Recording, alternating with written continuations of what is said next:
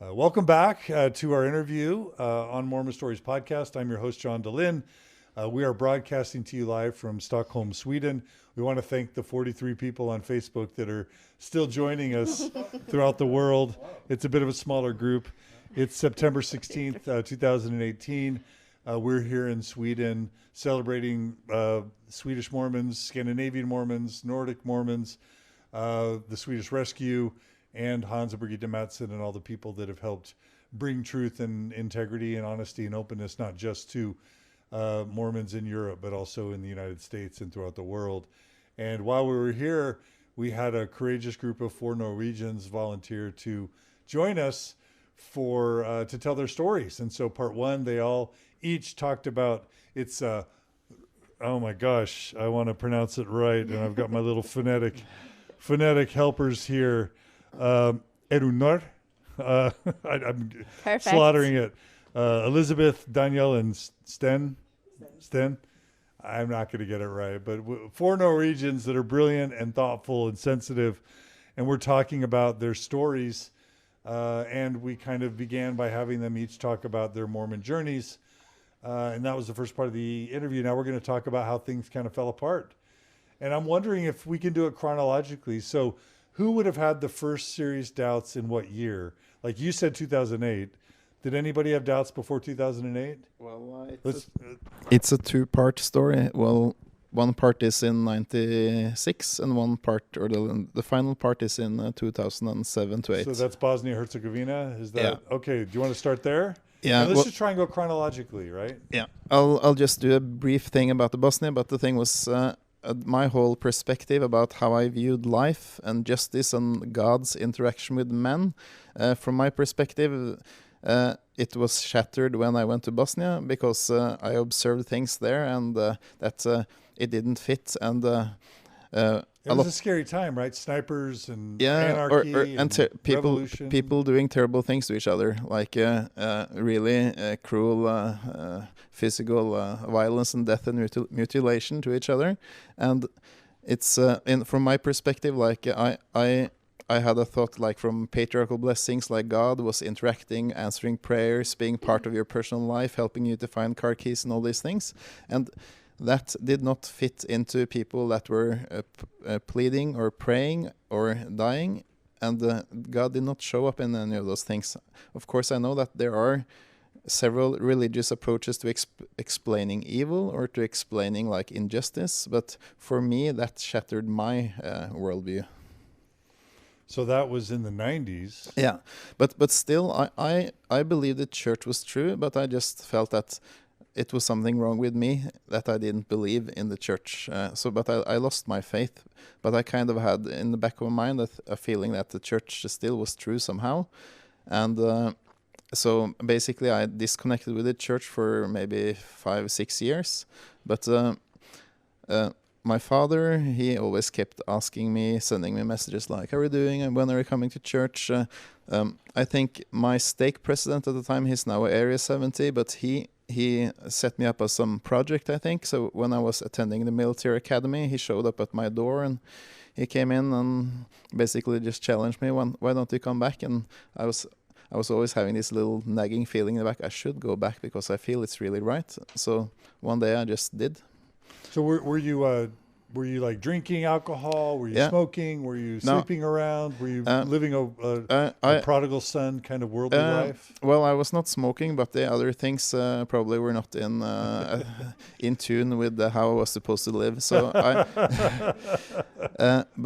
yes, so I went through the whole repentance process of going to the bishop and sitting down and saying, hey, there are some things that I need to talk with you about. Were you disfellowshipped or excommunicated for sinning? I was disfellowshipped, but not excommunicated. And what was that like, that process? Was it humiliating? Was it kind and compassionate? Somehow I felt quite like I really didn't look forward to going to the bishop, but he was really good about it. He didn't ask any details. He was just like, okay, so did you break the law of chastity?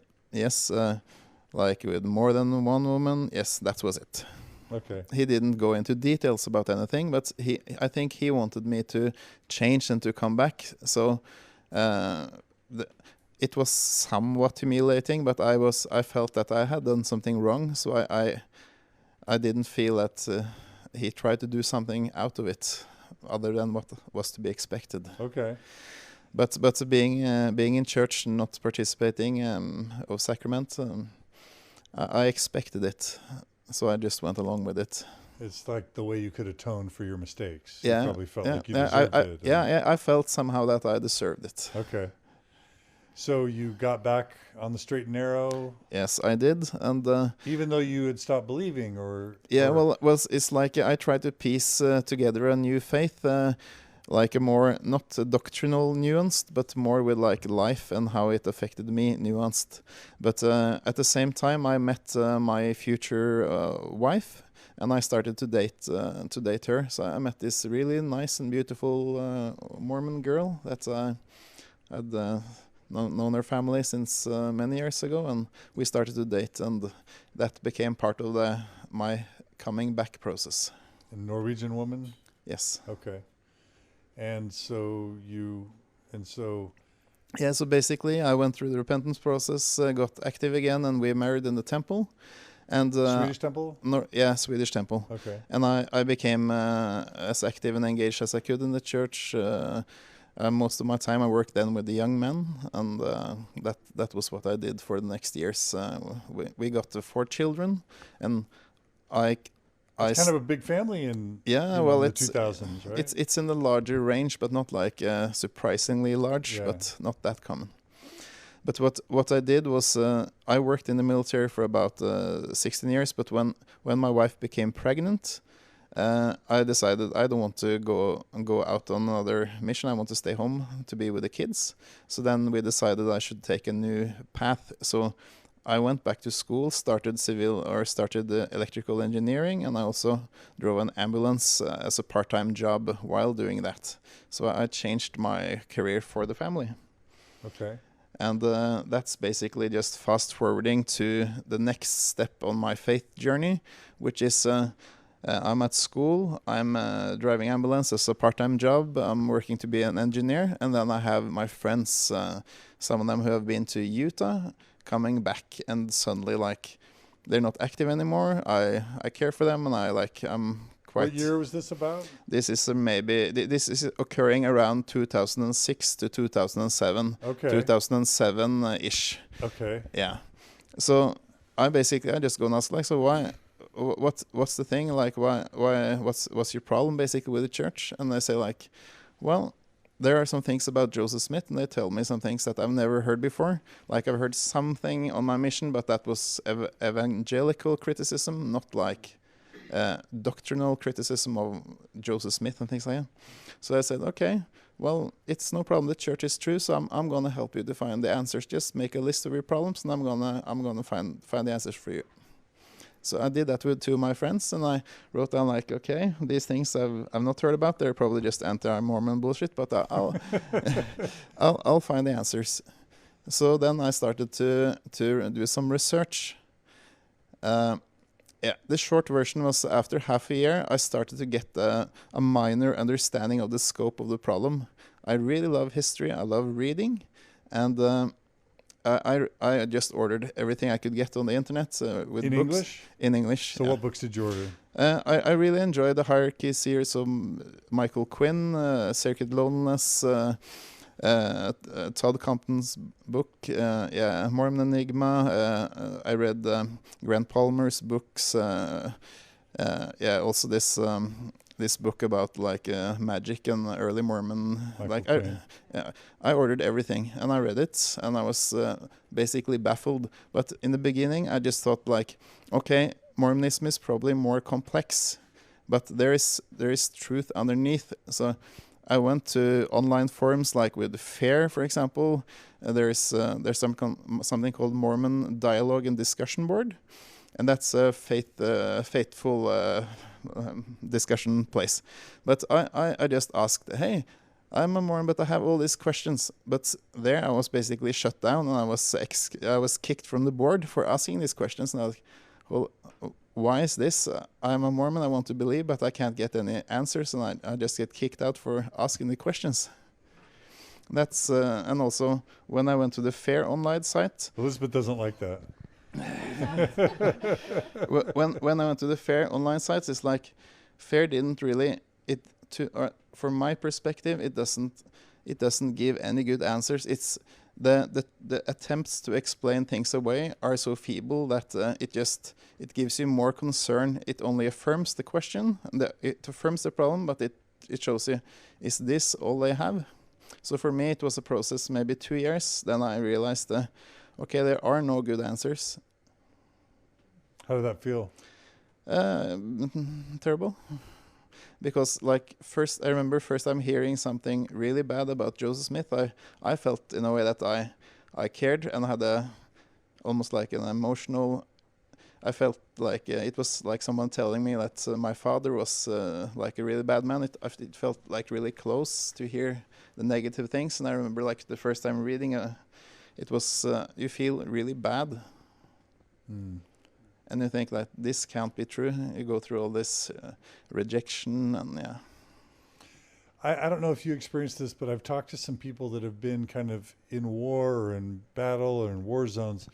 There's something about experiencing military conflict that can make you take life just really seriously. When you're willing to put up with silliness or distractions or, goofiness or whatever.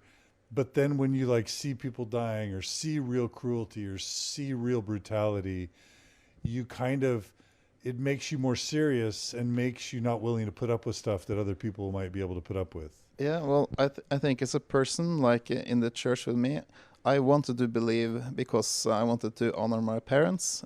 So I wanted to do the right thing, and I always wanted to be obedient. But always when there was a problem, I wanted also to find the answer, because I thought we have the answer here.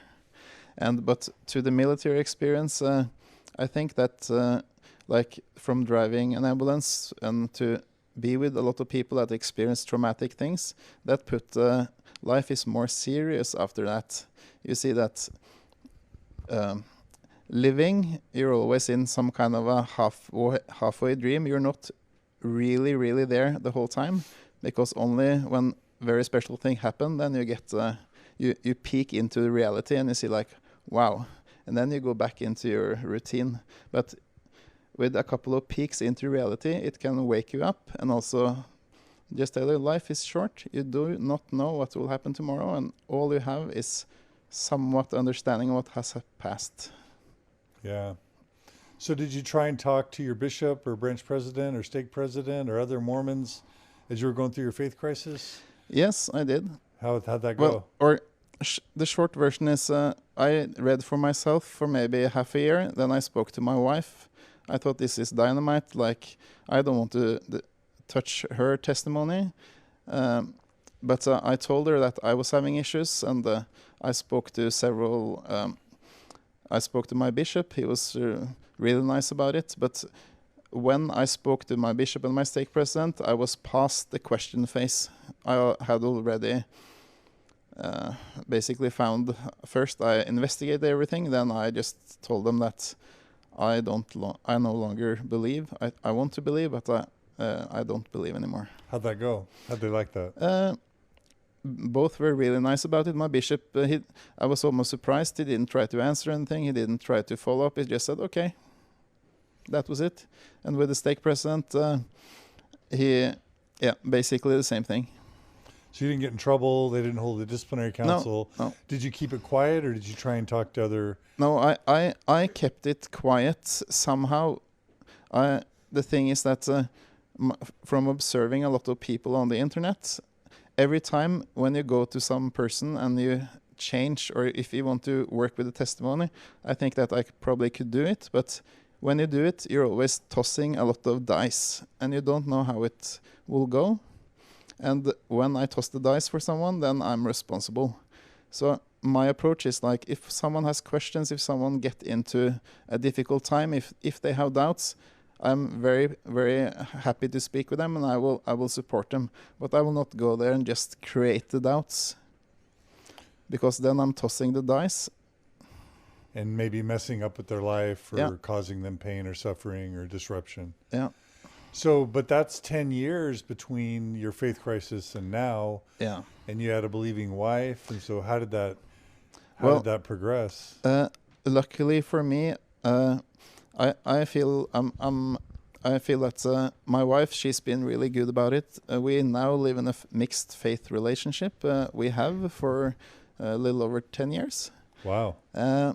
That's not always easy, and sometimes Sundays are a difficult day because part of normal day life, you live without the church coming in between, but in some interfaces, like on Sunday, that's a day where you are reminded, and it's not always that easy. So that's hard. Now your children, you have 4 children. Are they being raised LDS or? They are. We try to keep them informed, like they can have their own choice, but I'm an active Mormon because I go to I go to church at least once a month in the sacrament meeting. I think that's how you count if you're active. Mm-hmm. So I go to support my wife and to be there with the kids. And so how old are your kids right now?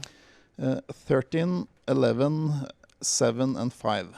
And are they so far all showing signs of being Orthodox, faithful, believing Mormons? Or Well, my opinion is that the church is ancient in its approach to children. So the church does not, in its current system, have a good way of attracting children. So basically, my personal opinion is church is boring for kids, and kids, they are there because they have to. Some kids, of course, would like to go, but at least from my perspective, the church is not able to attract the kids. okay. So it's a battle to have them going, and yeah. Do you predict when they're all adults? Do you have a sense for the likelihood that they'll remain active? I don't. I don't know. Are you worried if they serve missions? Do you want them to serve missions? Do you not want them to serve missions? Do you care? I feel very ambivalent about that. Because you had a good experience. Yeah, well, in Ontario. I think for me that was my story, and I grew up. I cannot change the past. But for my children, if they are to go on a mission, I think that they should be converted and not go because of pressure. So are you able to be honest with them about your non-belief or not? Yes, I am. Okay.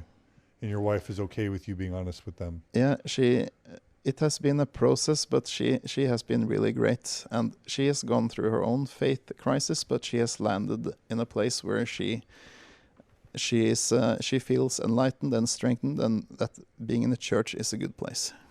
But does she have her own church within a church, as they kind of made a reference yesterday? I don't know any Mormon that does not have a church within a church. Wow. Okay. That's powerful. No, but it's the truth. But that's how we all work as humans with psychology. Yeah. We build, and if you put everything down and you compare, you will see differences. So especially in the United States, sometimes when someone loses their faith, especially 10 years in, it's very common for that kind of ex-Mormon or non-believing Mormon to say, I got to get my wife out. I can't be close to her if she still believes. And, oh, my kids, I don't want them raised in a cult. And I'm not calling the church a cult, but sometimes that's the panic of an ex-Mormon is like, I got to get my wife out or my marriage is ruined, and I got to get my kids out or they'll be raised in a cult and I can't stand them going. And it sounds like somehow, and many of them can't ever go to church again. They're just like, it's too traumatic. You're defying the stereotypes I have for an ex-Mormon in the sense that you still attend, your marriage is okay, and you're not panicking that your kids are still being raised in the church. The thing is, there are so many things in the world, and from my perspective, like, I think the church is just another organization that is man-made. That is my personal perspective. But I see that there are things that are bad with the church, and there are also things that are positive with the church. So I don't think the church is just bad or anything. But yeah, for our family, it's always going to be a challenge. But I think it's I want to keep the family together, and also to we are in the situation we are in, and I don't want to just pull my wife out or try to. my personal perspective is that I think my wife, as in the situation that life is, that she's more happy being in the church than if I were to try to pull her out of the church. I think there's a high probability that she would be less happy because of the person she is and the relationships she has with her surroundings. So you care more about her happiness than that she agree with you or that she end up in the same place as you. Yeah, well, yeah. That's kind of cool. I like that. Well, that's life. Life is never... That's not everyone's life. Well, life is never going to be ideal in all ways, but you have to make the life that you have work. Is it fair to call that practical approach Norwegian? Is that a very Norwegian approach? I don't know. It's my approach. And so you don't go crazy going to church. It doesn't make you feel crazy. Well, some days I come home and I feel that my head has been microwaved.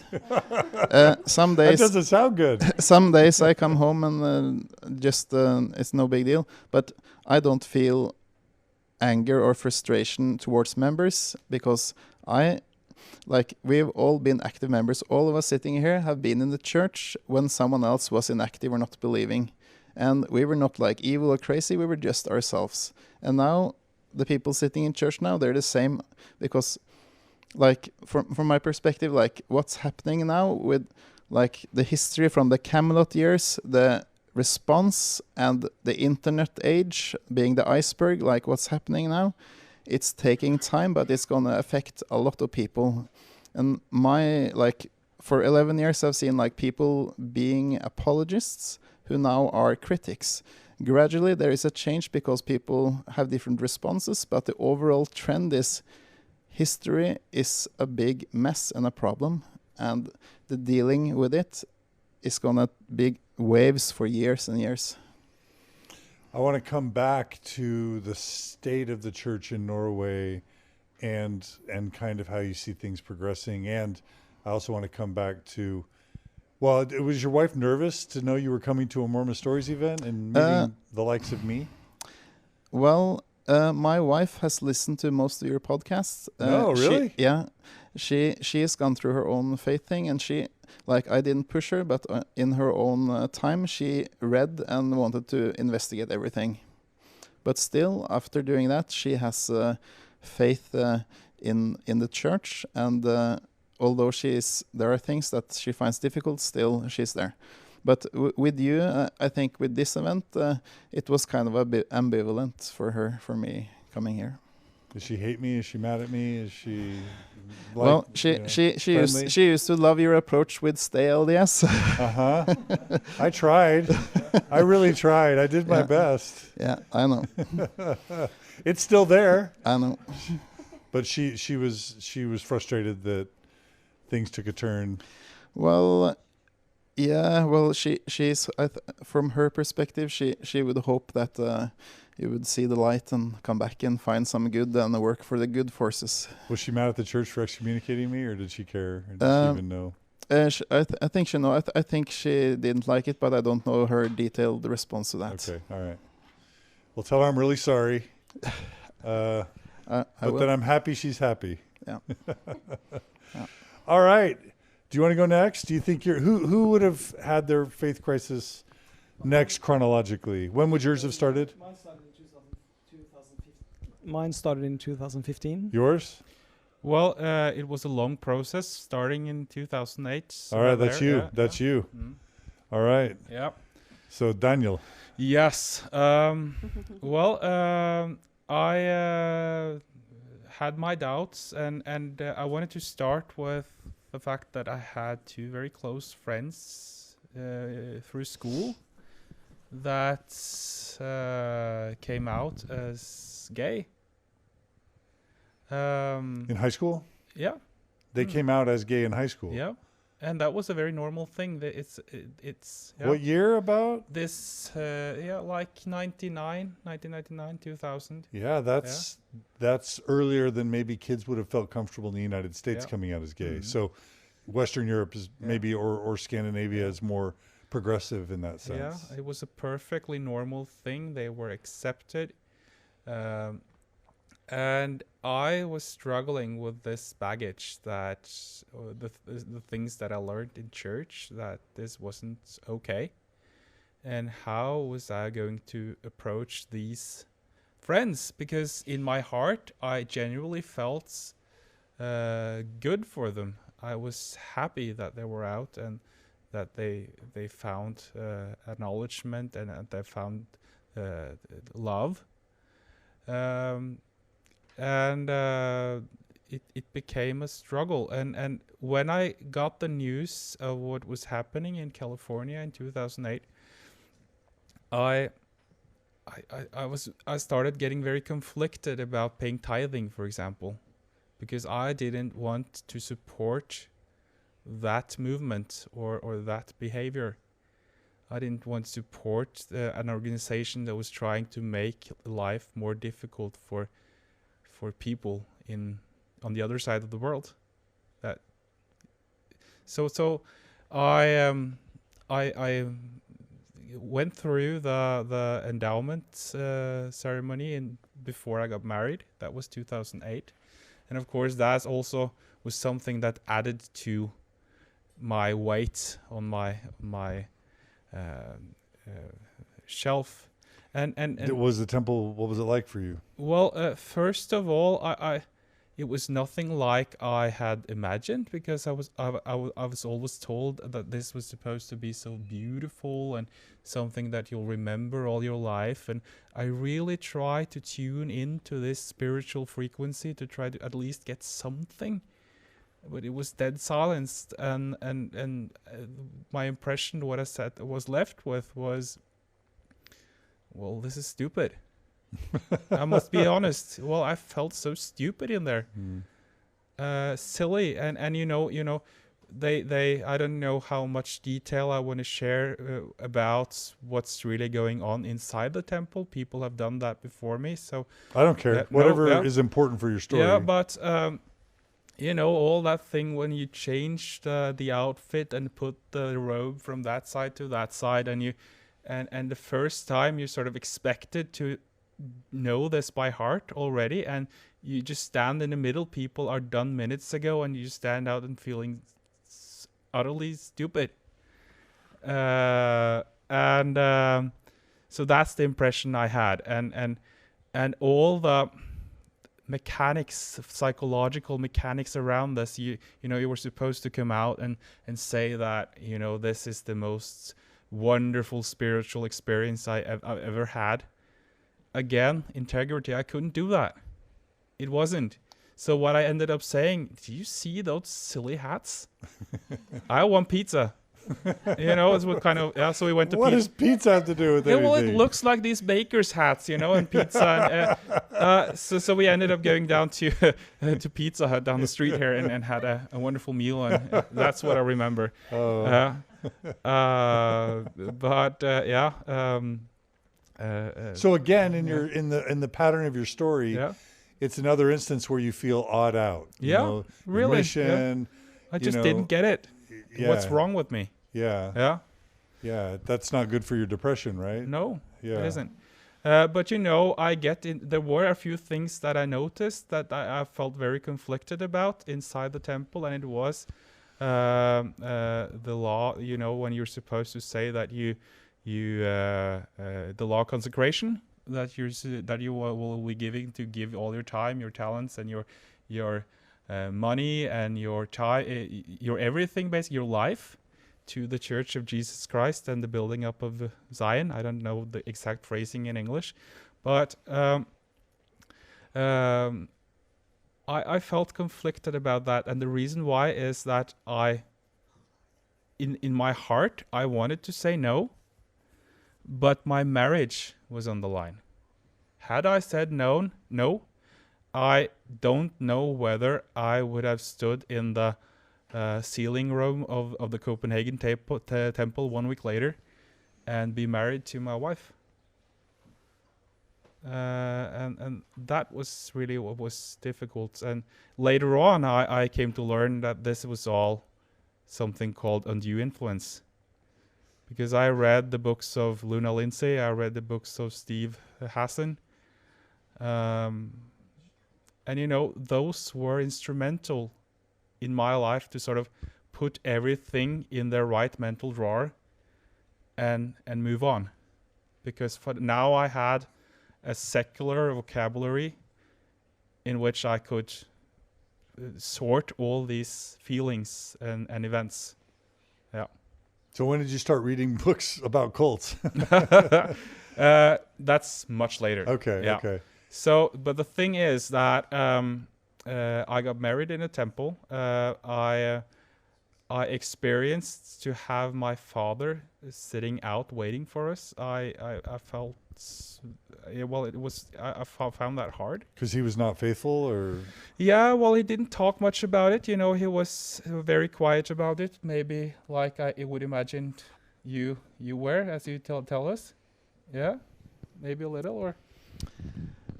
Yeah. Did you retain your temple recommend, Runar?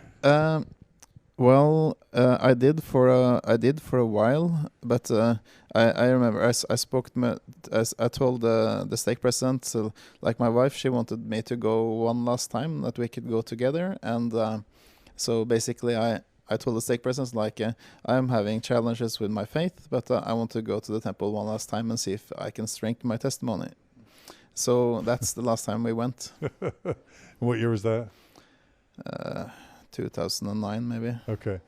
And so Daniel, you're saying your dad was probably a lot like Yeah, Runar. he had, I think he had some questions. He hasn't really talked a lot about it, so that's his story. But at least he didn't feel like entering the temple.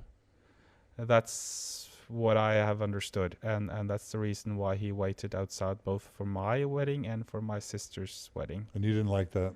No, well, I saw, in a way, I admired him a little, because he stood up, or he had the integrity to say, no, I don't want to participate in this, because you know, in my heart, I really was conflicted about this myself. Not about marrying my wife, because I loved her and I still do very much. But the ceremony and it didn't get better after we were finished. All the, you know, it felt so cold. There was no mention of love or vows, or it was just all about the new and everlasting covenant, which at the point I didn't really know quite what was, before I, many years later, stumbled upon DNC 132, and it sort of all exploded a little. Yeah. But yeah, I had expected something else, something more, love centered in that ceremony, and the fact that, well, most of my family, almost all my family, I'm the oldest, so I didn't have any siblings in there, and family members, of course, not members of the church at all, no one present in Copenhagen, and we, neither Emma nor I had any sort of connection to Copenhagen or Denmark in that way, that we felt special about being there. So it was all, it was, you know, today it would be something that I wish I could be able to do again. Yeah. Maybe you can't. Yeah, maybe. Get married again. Yeah. Do it the way you want. Yeah. So, so that's where it all starts, you know, back in 2008, but the thing is that Emma is faithful, and you mentioned earlier that I needed to try and become a better Mormon, and you asked me about that, and in a way maybe because I tried to put all these worries and questions away, because I couldn't talk about them. I was afraid about talking about them. And you couldn't just talk to your dad and say, Dad, what's up? No, why aren't you not attending the temple? No. Like, I've got doubts. Do you have doubts? You couldn't have that kind of talk with your dad? No, it didn't really hit me to talk about it. I think it was still very difficult for him to talk about it. So what ended up happening was that I went through all these years in church from 2008, 2009. I served in the Young Men's Presidency in Utby in Gothenburg. Moved back to Norway, started my,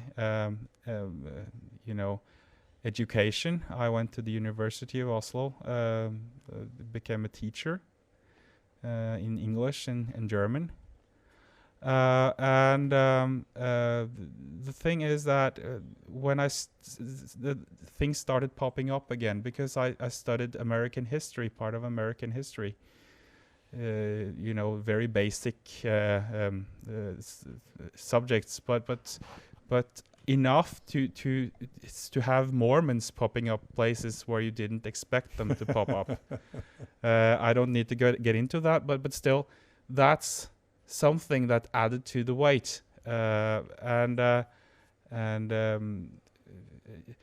I guess the thing that really sparked my this process for me was back in 2015. Up till this point, I didn't know about Mormon stories or any that there were anyone else at all who apart from my father maybe, whom I didn't speak that much about it with anyway, that felt the same as me. I thought seriously I was alone in the world with these concerns. All the way through 2015. Yeah. That was 10 years into Mormon Stories existing. I know. That was after the CES letter. letter. That was way after Mormon Think. Yeah. That was, where were you, man? I was in church. I was trying to be a good husband, and I got 2 kids, and that, yeah. But there is the internet. Yeah, I know. But and internet was part of the solution. What happened? Because in 2015, or maybe even before, I started hearing rumors about what was happening in Sweden. I didn't get the details because it wasn't talked about in church. But I knew that my friend who served together with me in the Young Men's Presidency in Utby, shout out to Henrik Fogelberg. He had, if not left the church, he was critical about the church, and he was active in the post-Mormon community. So I started. So when the November policy of 2015 came out, it really started rolling for me, because this was again the same topic that I started my struggles. As a good Mormon, I decided that this might be the time to read the Book of Mormon one more time to try and find some answers and sort things out. Maybe there is something to it that I can sort of get behind this crazy idea that gay people aren't as valid as everyone else, even though I don't believe it. In a way. So I read the Book of Mormon, and strangely enough, after having read the Book of Mormon, I got a prompting after having read Moroni. And it wasn't about praying, it was about treating the Book of Mormon like I would treat any other book I'd read at the university, with from a critical perspective. So what I did was the thing I usually did with books there. I found Google and I typed Book of Mormon critical review. Okay. And one of the first hits was, of course, the CES letter. Okay. And further down the list, you came, and it all started rolling. I read the CES letter. Took me 2 evenings to get through it. I was scared to death, because I knew what this meant. It meant that I just couldn't go to church anymore. It was impossible. So what I ended up doing after giving it some thought, I went to my wife Emma and I told her that I had read something about church that I was really conflicted about. I didn't quite understand. That's the way I phrased it. and I asked her whether she would be willing to read it and give me some perspective. She did, not knowing what she was going into, and I just waited and crossed my fingers. But to my great relief, a couple of days later, she came and she was, she just basically said that I'm done with church. And after we talked about this for a while, it came to my attention that she had had the same doubts all through these years. We just didn't dare discussing it with one another because the church was sort of a wedge between us in our relationship. Yeah, so that's what happened. And 2 or 3 weeks later, I because I had given this some thought before, but 2 or 3 weeks later, I just asked her whether do we need to be Mormons anymore? And we discussed it a little, what it would mean if we just resigned. And given the fact that we have kids, and I had some not very pleasant experiences in the bishop's office in my youth, we decided that we would be better off just resigning and get over with it and continue on with our lives. Are you saying you were asked kind of the sexually explicit questions that were Sam Young? Yeah, or at least maybe not as explicit as the worst questions that Sam Young, because that's shocking. Mm-hmm. I love you, Sam. And I'm so anxious to see what's standing in that letter today. Just had to add that. But what I wanted to say is that, the teachings combined with having to go to these interviews to prove my worthiness for someone was something that did great harm to me, because I like to be honest, and I also was honest during these interviews, and that gave me some trouble because there were times where I, as a youth, wasn't allowed to participate in these trips over to the temple. I had to stay alone, stay home, and as a 14, 15-year-old boy, you just want to blend in. You don't want to stick out as someone who is different. Yeah. So a lot of that shame started early. Yeah, it did. You kind of got beat up in your Mormon experience. Yes, a little. Yeah. Yeah. I'm so sorry. Yeah, that's all right. Yeah. I'm doing this because I'm confident that there are many other people members in the church who have the same experiences, and that was what I experienced too as I came out and started engaging in these post ex-Mormons communities, both here in Scandinavia and in the United States, that many people have shared the same experiences, and they haven't been able to talk about it throughout their lives, and it's just been turned off, as they say in the musical, and I don't think that is healthy. And that's part of why you're speaking up today? Yeah, that's part of why I'm speaking up. Okay. Yeah. Well, thank you. Yeah. Thank you for giving me the opportunity. My pleasure. Yeah. Stein, I'm guessing you come next in the chronology, is that right? Yeah. Yes. So it's just been a year or two for you.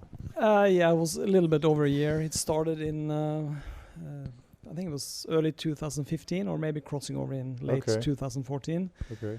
I was serving in the bishopric, first as a second counselor and then a first counselor. And it started actually with, I didn't start looking for things myself. I had a Facebook friend, that was a member of the Ordained Woman organization, and she used to post articles, comments, links to diverse things that the Ordained Woman had, and other things. And it was through those posts and comments. There'd be a lot of comments from different people, and they post maybe another link. I came over the church essays about polygamy so I thought, and there were some comments that kind of, could this be true? They were claiming Joseph Smith did this and this, and so I have to. Okay, I gotta. And there was links to the, on the church's own website, lds.org. So I clicked there and read about the early polygamy in Kirtland, that essay, and I was shocked. I mean, Joseph Smith marrying 14-year-olds? Well, shy of 15, as it was. Several months shy. Yeah, several months shy. And sisters, and there was like marrying other men's wives. I never heard this. And how... You didn't like that? No, not at all. I thought, how can God call this man as a prophet? And this morally corrupt individual as a prophet? No way. And you're in the bishopric when you're in the bishopric, yeah. It's just, God, no, this is not right. And that's how I have to study further.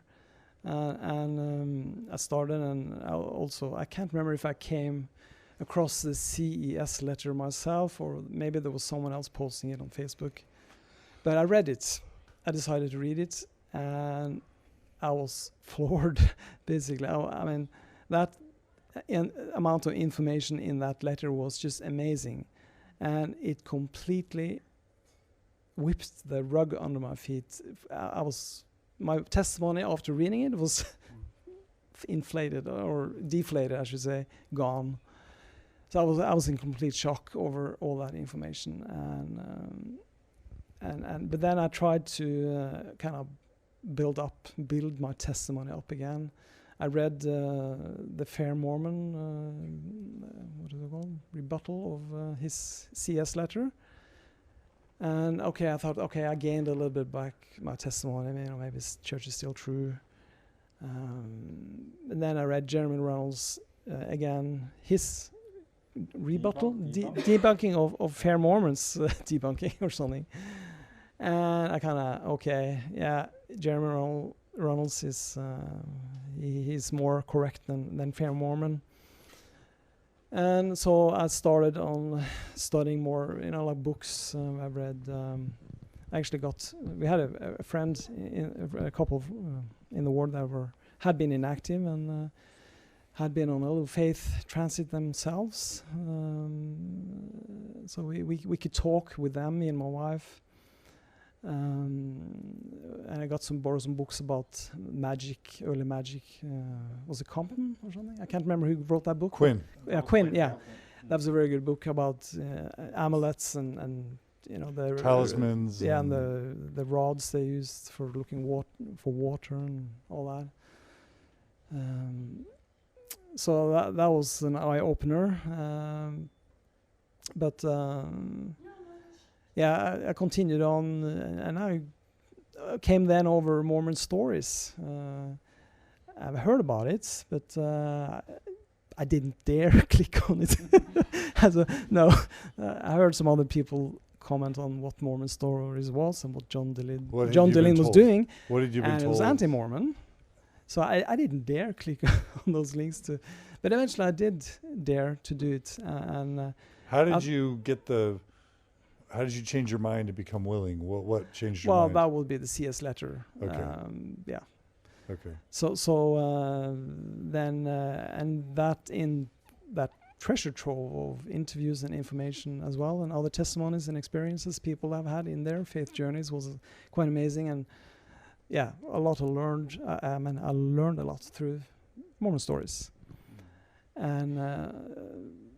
But it was hard to be in the bishopric during this process, during this year, because especially at fast Sundays and testimony meetings, when I had to conduct those meetings, we usually start with the one who conducting the meeting sharing their testimony, and I had less and less things I could share.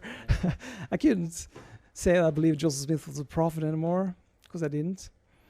So I ended up at the end just bearing testimony of Jesus Christ and, you know, being a good person and things like that. But I was struggling very much at the end. And I do remember the Sunday I decided to finish. I actually listened to an interview that you did with Clay Christensen. That was the last drop in the bucket for me.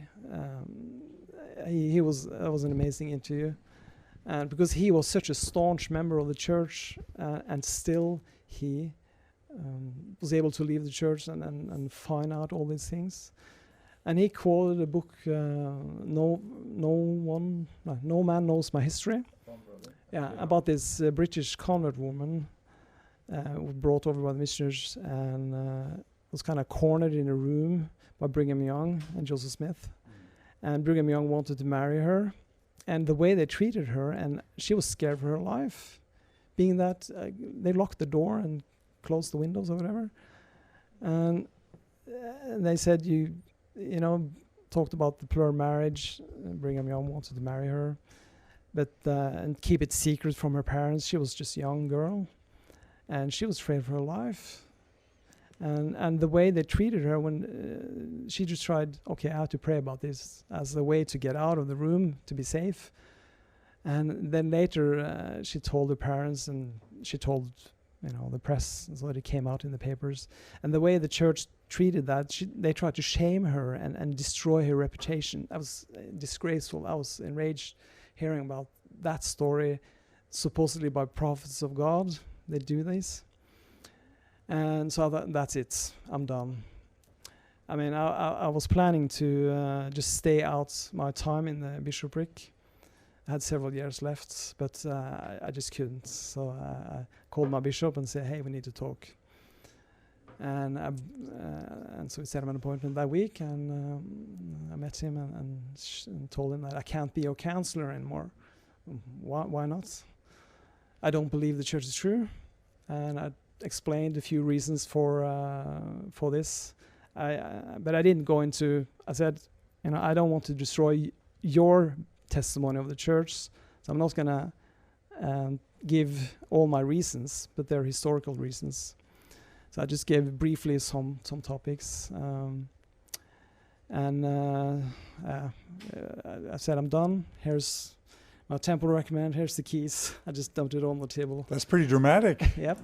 Was he shocked? He was shocked, but he was a very good bishop, a good man. He, you know, he's the guy who wants to do the best for his congregation, and he was understanding. I felt love. That was a good. Yeah, we gave each other a hug as we left the meeting, and he said, can you talk to the stake president? So he called him up, can you go over there now?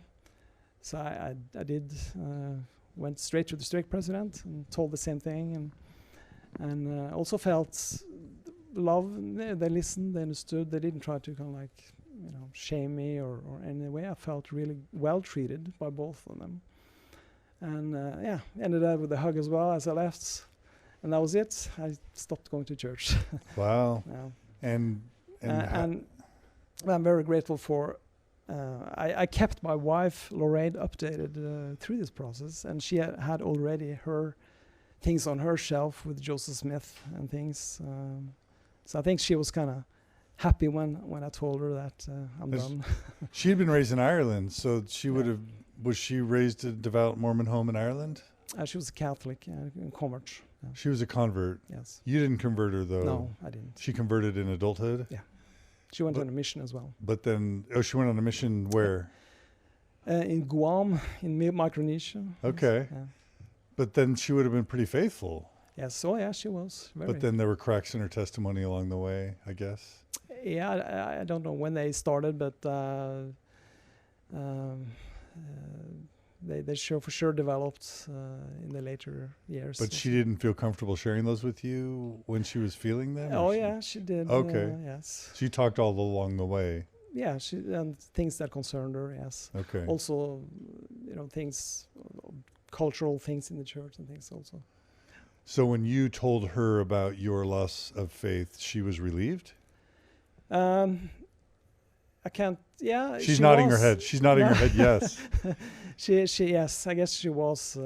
Did you think she was going to be relieved, or were you worried that she was going to be upset? No, or I angry? wasn't worried about her getting upset. No, because I knew she had things. You on were her the more shelf. faithful of the two, maybe for a while. No, I wouldn't say. You're in the that. bishopric. Yeah, I know, but she was also serving in her callings. Okay, okay. So, yeah. So But, it wasn't a big stress on your marriage. No, thank. That's heaven for great. that. Yeah, it's really great to. We were in this together. I feel, but I had a family. Yeah, as well. What do you mean? Uh, I see those emotions coming back up. Yeah, it was a tough time. My mother was dying, and all this happened in that time. Actually, I told my believing sister, and we were actually in around my mom's in the hospital. She was dying.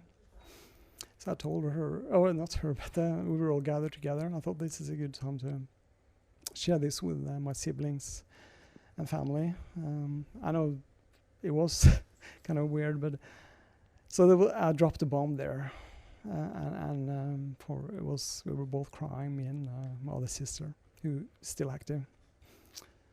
And I really, my dad wasn't there, but he's active and always been faithful in the church, very conservative, and I was really afraid to tell him this. I was really dreading it. So I got one of my siblings to come along for support, and when I told him, but he took it better than I actually thought he would. So I was fearing it more than what the result was. So it actually turned out better than I thought.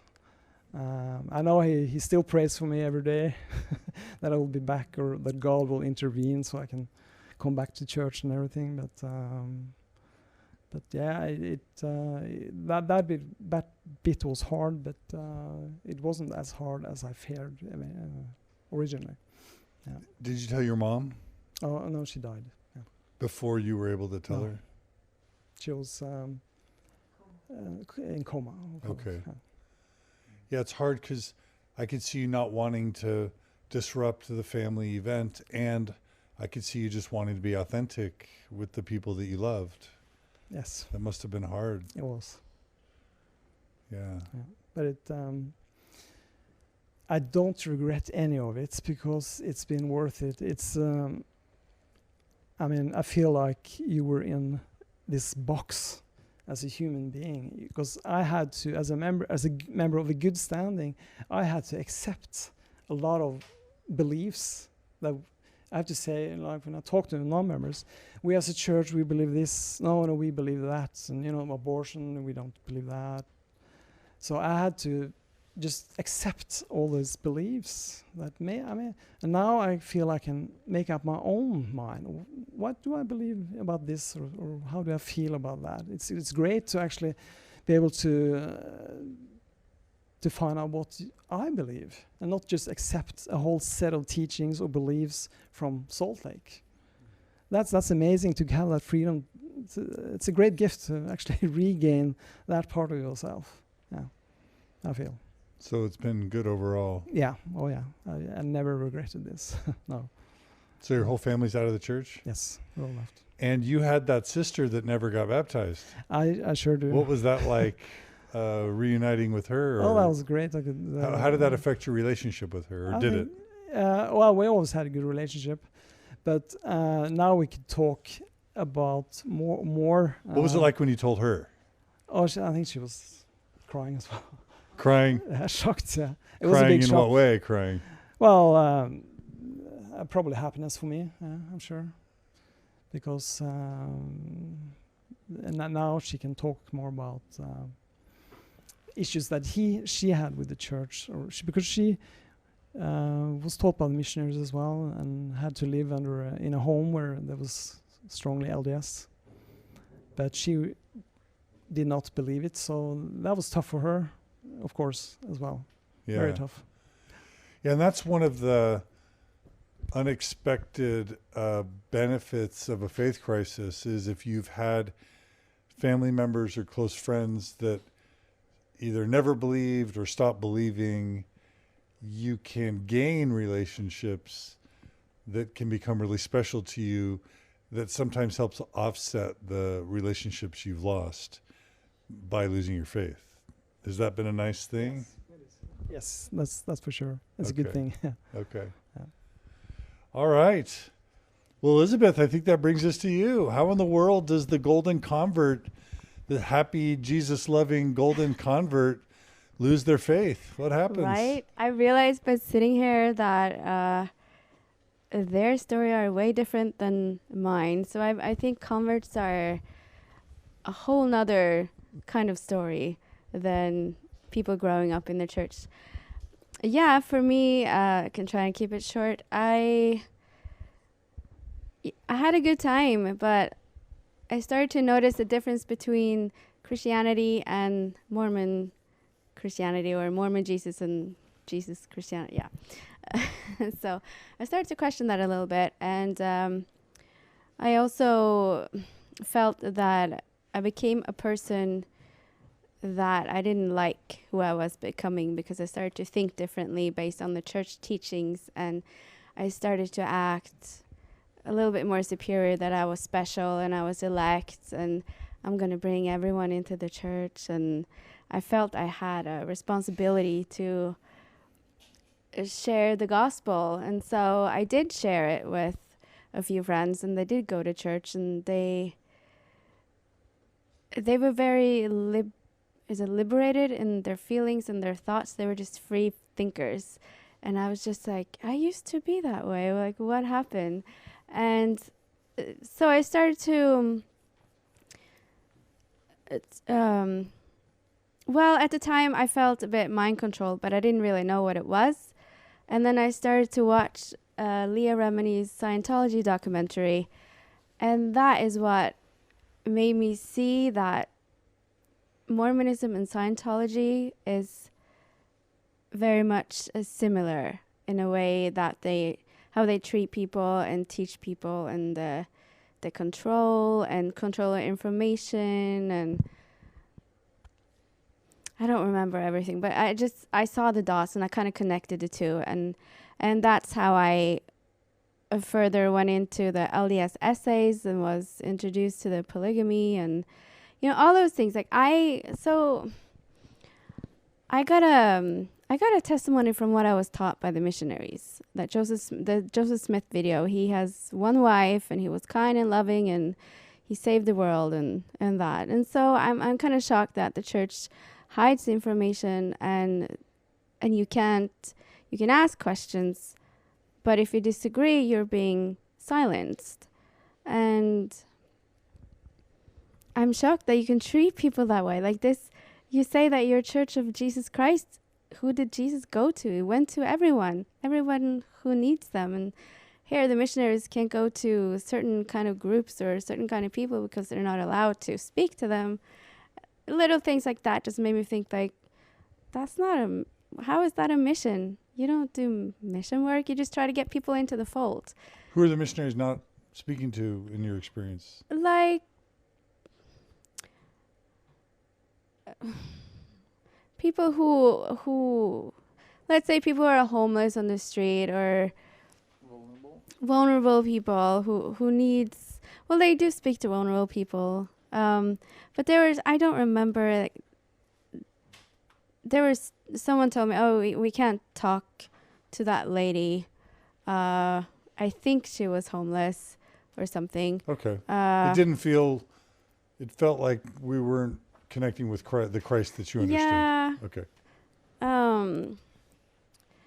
So all of this information, and I think for other people it's more about history and things. For me, it's more about how people are treated and the lies that I'm kind of reacting to, because I honestly thought this is the Church of Christ and this is authentic. And so when I find out, that people are shamed and silenced and excommunicated. Like, what is that? Who does that? Can't you just, if you don't want to be part of something, can't you just say, I don't want to be this way, and I'm happy for you, go find your life, and, you know, and have a court? Like, what is that? It's horrible. And so I can't stand up for that. Like, that's not what I want to be part of. Like, I think it's utterly damaging and horrific, actually. And so that's not where Christ is for me. That's not him. But at the same time, I can't explain all the happenings and, you know, all the things that I've experienced. The spiritual experiences that I had. So I feel everybody's on different journeys, and God finds you where you are and works with you where you're at and the information that you have. So I guess that's what I'm taking from my experience as a Mormon. So this all kind of happened in the last year. And 1 month ago, I'm like, because I'm always about either I go in full force and I commit or I don't. So a month ago, I used to quit Mormon and I resigned. And I was like, okay, I'm pushing the button. And I pushed the button. And I'm like, what am I doing? And then you had to push 4 times before the signature was completed. So I'm like, okay, now it's done. So I'm fine with being out in a way, but I'm also very confused. I just feel I have to relearn who Christ is and work from there, because I do. For me, Christ brought me happiness, and I guess people might say, oh yeah, the Mormons did bring you happiness, but it was more of the information that I was told, and not Jesus of the Bible. So I guess that's where I'm at. But I find it quite hilarious that I'm sitting here with you and sharing this story. I never thought I would be a Christian, and I never thought I would be an ex-Mormon. So life is fun. I don't know. Yeah, that's my story. It must have been weird to be learning about cults and then to start wondering if you had joined one. Yeah, I'm like, am I in one?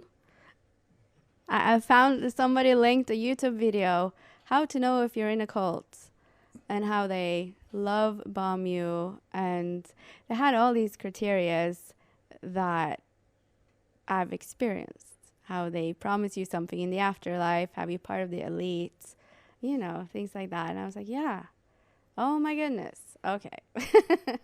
But yeah, it made me cry because I miss it. Like, I really enjoyed it. So it's where other people feel liberated, and they, like you said, you didn't know if you were thinking to turn left or it was the Holy Ghost who told you to turn left. For me, I've had a non-religious life before I became religious. So I forgot what I was going to say. So for you, you still feel like there's spirituality, and Yes. sounds like you're still holding on to your belief in Christ. And Yes, and a lot, and most people don't. So I know, I think I've had the other so we were about 8 converts at the time that I joined 8 years ago, and there's only one left, that's TBM. But I noticed with another one in that group, she's also more of a Christian, and for her it's like, I don't have to be in a Christian church. For me, it's more about finding Christ everywhere and reading the Bible. So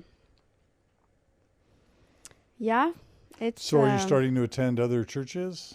I have been to a few, but I'm so conflicted with what is real and what is not, because the temple was the key to heaven, if you know what I mean. So it's weird for me to go to a church where it's just say the prayer that you accept Jesus as your Christ, and what is that?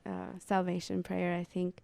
And then take it from there. And if you want to get baptized, that's an inner promise, or you promise God to follow him, but it's not something that you have to do. Or I don't know. It's every church is different, so I'm trying to figure out what it's all about, and I really don't know.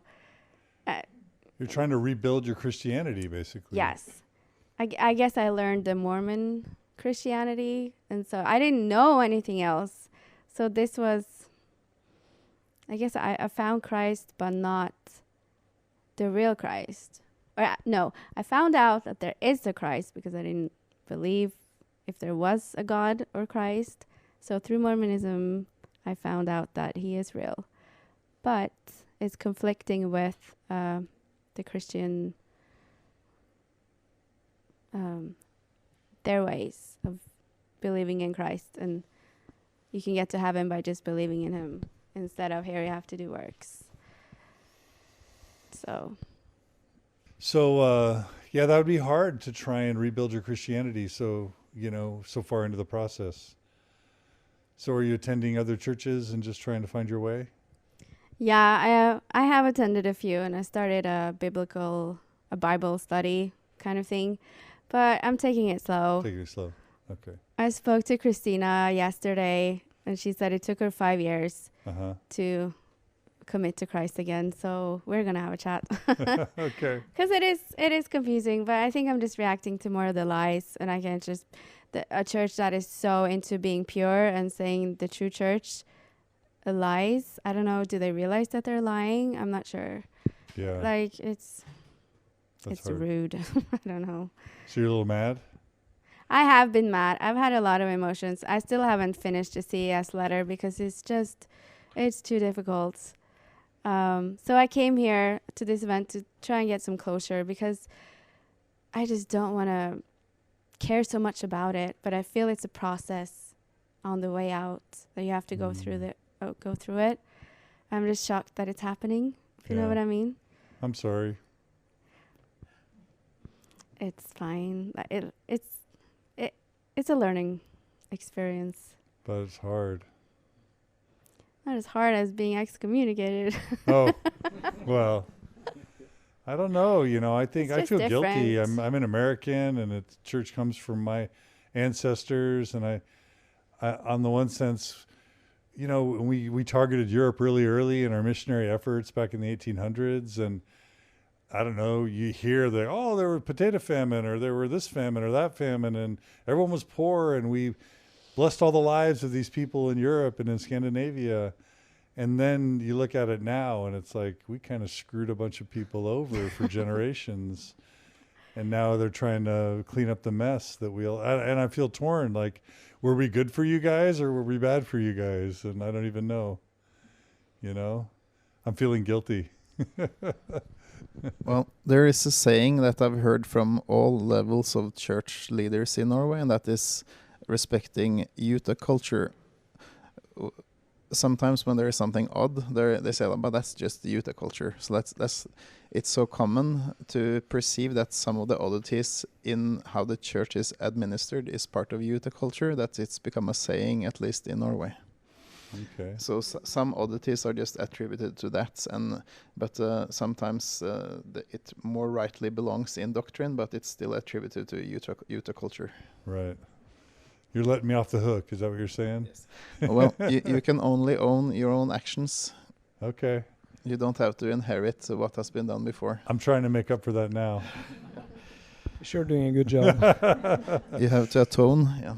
So really quick, we're about to end, and we may end abruptly, and I don't want to, but so I just have a few questions as we close, and so I'm curious regarding the Swedish Rescue. We know that is one of the most significant events to happen to an entire country, where there's this mass, hemorrhaging and leaving of the church that's so public with an area authority and a general authority, with Hans and everything. And, I was just wondering, as that was happening, why that wouldn't sweep the entire Scandinavian / Nordic / Europe.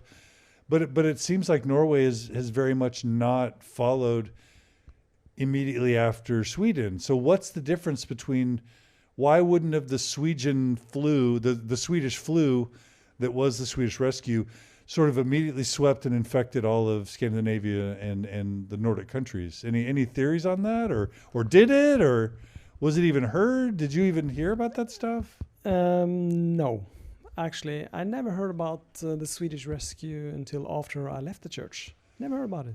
Isn't that weird that Hans was an area authority, which meant more than just Sweden, and yet somehow you were in a bishopric and you didn't hear about it? No, never did. I think it's church compartmentalizes things. I think when even I left the church, I was in the bishopric. I think the members in the congregation were never told why I left. I was just kind of gone. And then a few months later, I actually moved in the summer. So then maybe they used he's moved out to some other place maybe. I don't know. Yeah. But Yeah, we were good at not talking about problems, and so nobody ever hears what happens. I heard what happened, and I knew because I'd lived in Sweden that that many of my friends had left the church, but I didn't quite get why. I don't think I was in a place that I felt safe about asking them why, until things started rolling again with my own transition, and I got I got a phone call from Henrik, in my pal in Gothenburg, and we got to talk about it, and then of course he explained everything to me. I mean, I'll just say it again, and I'm being repetitive, but it's kind of mind-blowing for me that an area authority could lose his faith. There could be like a 20% hemorrhage in an entire country that borders yours, right? That happens years ago, and nobody knows and learns about it. Information control. It is. I mean, we don't sort of try and use the C word when we're talking about the church on Mormon Stories, but it's amazing the information control that an organization like the church has on its members, and how they're able to contain that story to where a neighboring country where you guys understand each other's languages, you're interacting in singles wards, you've got the internet, and we know and one yet another. nobody knows. I know Anna, who's played the piano here yesterday, and I knew Henrik, who I talked with on the phone, and so many people, because I've lived here, and I have a Swedish wife. And still, I just didn't. I heard something was going on, but I didn't get the details. It was always like, don't bother about that, and there it's something weird going on over there. It's crazy. Don't even bother. Yeah. So are any of you scared or nervous to be doing this interview? Could you be excommunicated? Are you worried about how you might be treated? Are there risks for doing this interview when you return home to Norway? Are there risks or not? There always are risks, and there are people in the Norwegian community who would like to speak but can't because of family relations. I'm in a place personally where I don't bother that much anymore.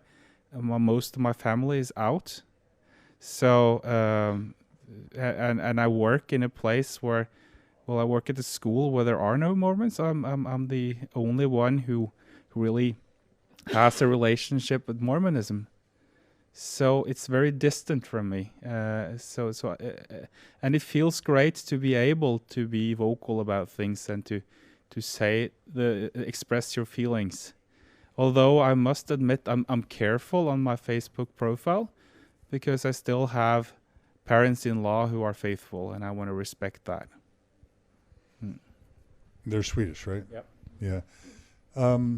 But then why talk at all? Like, why not just your faith has changed, but let everyone else have their faith and just go away quietly? Yeah. I think it's important to talk because after having left the church, I've heard so many people with the same experience as I had in church. And I just want to spread the message that there is a community of people who care outside of church, who have left the church or are questioning the church. There is one in the United States, many in the United States, and there is even one forming in Norway. Is this a Facebook group? It's a Facebook group. What's it called? How do you join it? It's the Norway Mormon Stories. Yeah. Okay. And we how have do you a find it? We have a Facebook page, a public Facebook page, Mormon Stories Norway. You can just search it up and you'll find a possibility to just email us or to just send us a message. And you can do that anonymously, or at least we won't tell that you have messaged us. And you can ask us whatever you like. And if you feel that you need a community, there is a group that is more secret. Yeah. And but people to can talk protect and the share privacy, and- protect the privacy of those who need protection. And I think it's so sad that it really needs to be like that, because it's fantastic that people have found or gained new perspective on their lives, and so sad that they need to be so secretive about it and be in this secret private Facebook groups and not being able to just stand on their profile and shout it out to the world. Yes, I made it. Right. Yeah. Made it where? Yeah, to my personal integrity. I have followed my conscience, and that's a good thing. And I think I just wish that believing members would be able to acknowledge that. And I think that if they did, we would be able to avoid many of those conflicts that we see throughout this process in every questioning member's life. Yeah. Mm-hmm. So Sten, why are you at all worried about speaking out, and why speak out? No, I'm not worried at all. I'm quite open with my family and friends about my exit. Facebook friends know and everything. So no, but I think I'm very grateful for those who opened my eyes. It's like, if you've been warned, warn your brother. Kind of thing. That's very Mormon. Church taught me good there. Doctrine and Covenants. Yeah. To be able to, I know there are others who have questions and doubts, and there could be a help for others to.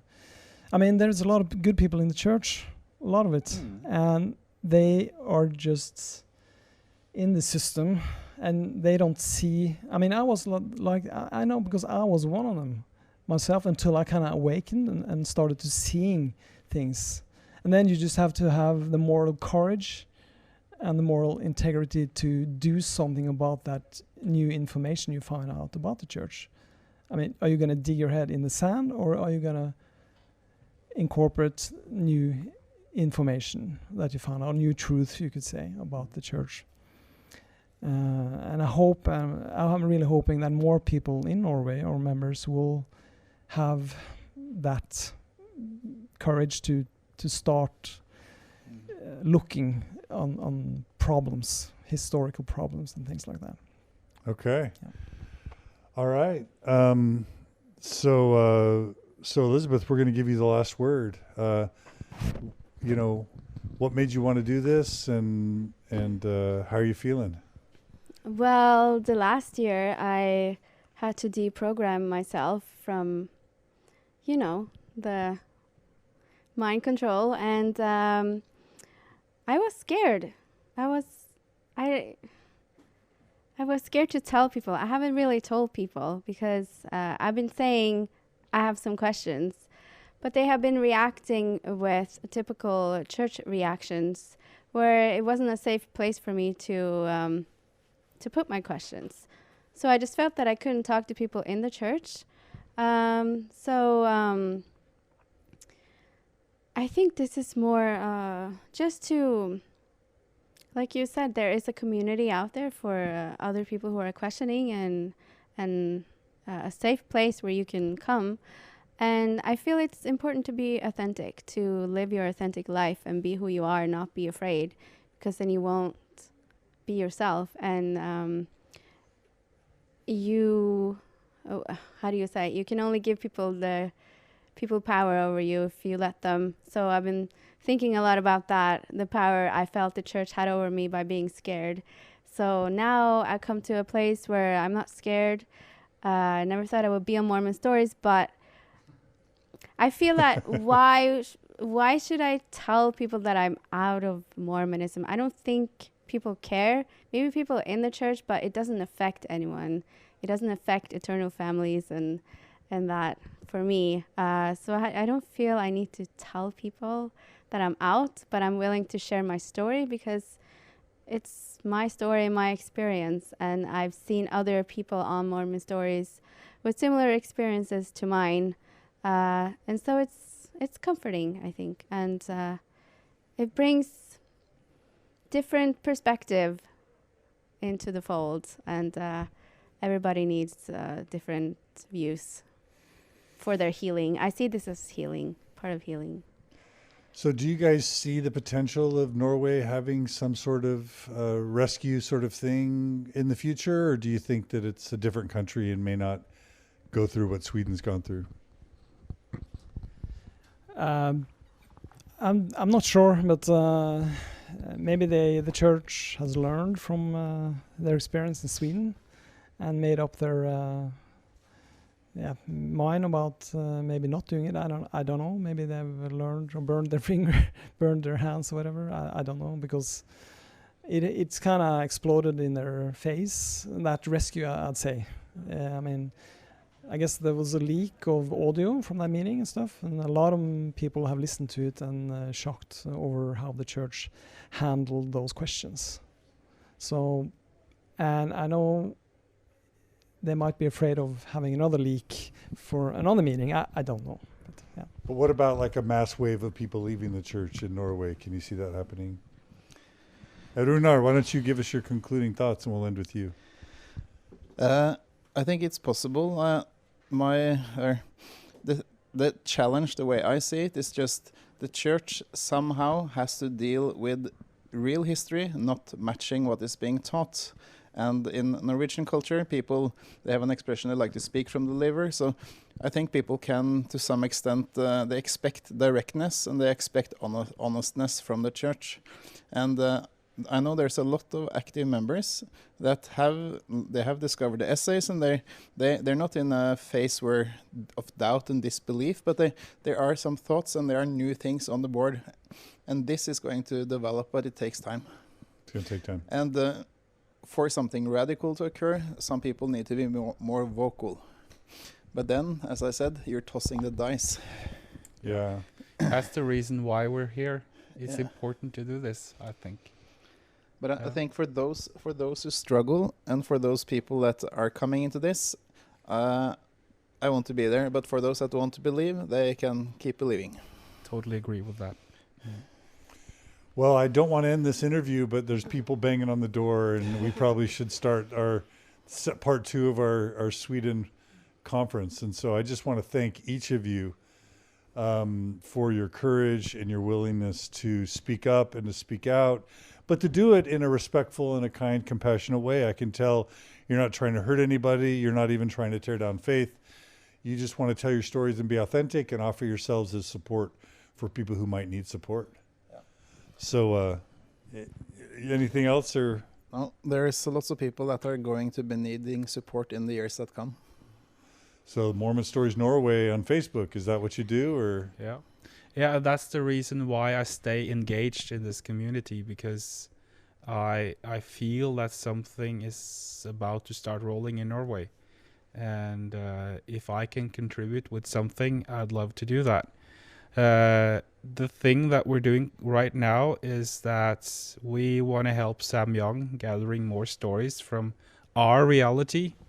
And that's the reason why we're announcing that it's possible to try to post your stories in your Norwegian on Protect LDS Children on the page. So in case you feel it's difficult to write in English, just go ahead and post it in Norwegian, and we'll get it translated. Is there a CES letter in Norwegian yet? There is one in Swedish, I think, at least. Okay. or it's coming. The early version of it. Yeah. Okay. All right. Well, thank you guys so much for your willingness to share your stories and for your courage. And I hope, I'm grateful that you're going to be there for people who need you. So thanks for your courage and good luck to Norway. Thanks for being there when you were there in our journey. Agreed. It's my pleasure. All right. Runar, Elisabeth, Danielle and Stein, take care and stay in touch. We will. Thank you. And thanks everyone for joining us today on Mormon Stories, live and in the recordings. It's been great to do this. And if you are in a country that's never featured a Mormon Stories or episode, reach out and we'll try and have at least one Mormon Stories interview for every country where there are Mormons and post-Mormons, because we'd love to spread the enlightenment throughout the world so that everyone can have the joy and the peace and the freedom of living the most authentic, grounded, real life that they can. So thanks to everyone. Reach out again soon.